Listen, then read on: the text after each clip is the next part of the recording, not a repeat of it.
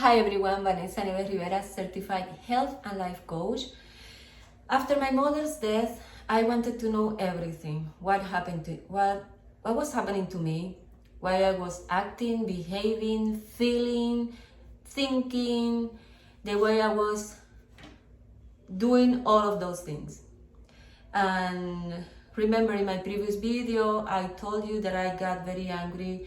I broke up my relationship with God. I ran out of His guidance, His love, His care, His wisdom. So, and also I began to eat junk food, gaining so much weight. I was taking care very low of myself. I lost my north. I lost what else to do with my life. And I was very bitter, very angry, and I pushed everyone away. I isolated. Well, I was a mess. So I wanted to know what was happening to me, what I was behaving, the way I was treating people and treating myself. And because of I ran away from God's love and presence, I took wrong decisions. One of the decisions that I took was that I began to harbor these feelings of emptiness and unhappiness, and I began to blame my husband about that. He was the one responsible, that he wasn't making me happy. Now I know we are not responsible for someone else's happiness, and they are not responsible for our happiness either as an adults. I know this now. I didn't know at that moment. So one of my biggest regrets in life was that I blame a good man for not making me happy. That space that we create when we run away from God's presence it gets bigger and bigger. We try to fill it with everything, with relationships, with knowledge, but nothing can replace God's presence and love. I just wanted to do things by myself, and I thought that I was taking the right decisions in my life. But one of the good things that I did do was that I found in my search for answers, I found this course of certification to be a thanatologist, and I began to study the thanatology for certification courses. Thanatology is the science that studies the death and the process of dying. And one of the things that helped me put a little bit of ease to my emotions and behaviors was that I found myself going through the stages of grief. And that helped me a lot. Knowing, putting a name of putting a name to the symptoms I was, I was presenting, I was having and living. After that, I kind of got interested in human behavior, and I wanted to achieve more, and just to, I think, again, trying to fill this space with, in this case, with knowledge. I pursue my certification, my master degree and I chose family and marriage counseling, professional counseling, family and marriage therapy. I didn't envision myself as working as a mental health clinician at that moment. I just wanted to achieve something. But I think that God had His purpose for me. Again, I was still away from the presence of God, but once I began to to study and to get to know human behavior and the different kinds of theories for human behavior, I became like fascinated. And believe it or not, even though I was my relationship with God, it was broke, I found in those old theories that they confirm what Bible talks about and says about feelings, thoughts, and behavior. And I think that was a little bit of a way for God moving in my life, and for me to begin to get closer to God. Then I was hired here in the state. I was still living in Puerto Rico. I studied there. Then I got hired to work as a behavioral health clinician here in Massachusetts. And after 3 years of working as a behavioral health in this as a behavioral health clinician, I wanted to get my license, and I applied. I made everything. I took the test to become a licensed clinician 2 times. At the 3rd time that was the lucky charm. I passed the test, and everything was set up, prepared for me. I began to think about what I'm going to do when I get my license, where I'm going to go. These are my plans. So everything was, by myself. I was planning. I was, I was putting everything in order. But as I read in one of my friends' posts, I read yesterday, I had a plan, but God had a purpose, and that was what was happening. That is what was happening to me. I think, pretty sure. After that, it was 2017, December 29th, when I received the news that because of some discrepancies in the credits or on classes and hours, the board of Massachusetts couldn't grant me the license for becoming a mental health licensed clinician. Again, I got very, very pissed, angry. I was crying almost 2 to 3 months. In order for they to grant me the license, I had to take like 2 or 3 the classes that I already had.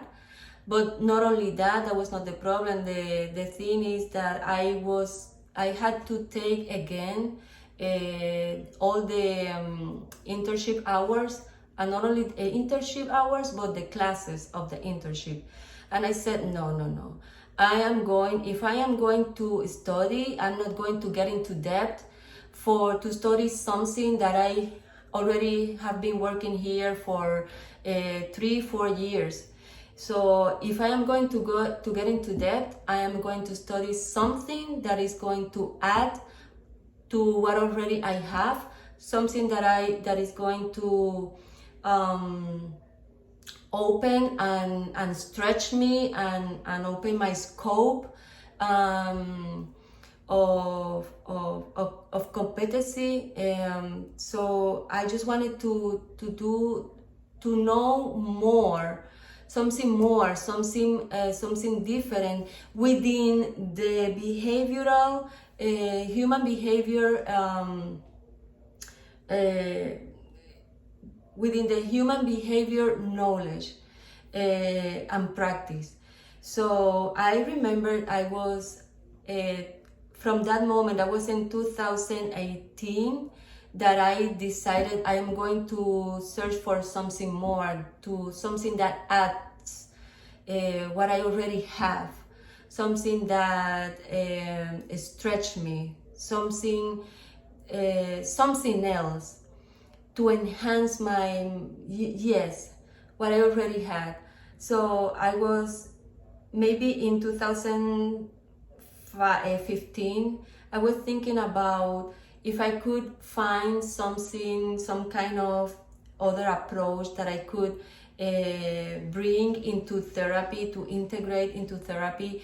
Because remember, the very first thing that helped me move on from my mother's grief, acute grief, was the physical exercise, working out. So that helped me a lot, and began to eat better, began to have a healthier lifestyle.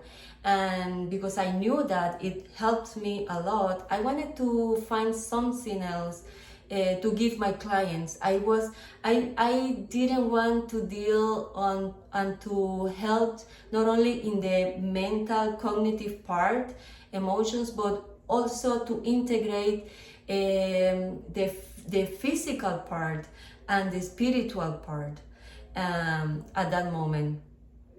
And when I was searching, I was very, very angry, very disappointed, frustrated, and I wanted to believe that there was something more for me, that I could do more. And I remember that I was searching in the internet, and I found the certification of health coach, and I began to read what coaching is about, what health coach is about. Someone of the institute, of the HCI Health Coach Institute, called me and explained me, and in that moment I knew a fire began to grow in my chest, in my spirit.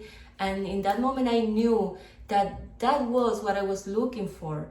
That was the discipline, the other step that was going to help me. Because remember, I still had problems with my weight management, even more here when we have almost 6 months of for me, winter, and we have to live very life becomes very slow and very sedentary due to the weather. So I had problems managing my weight. I still had the yo-yo effects in my weight, in my body.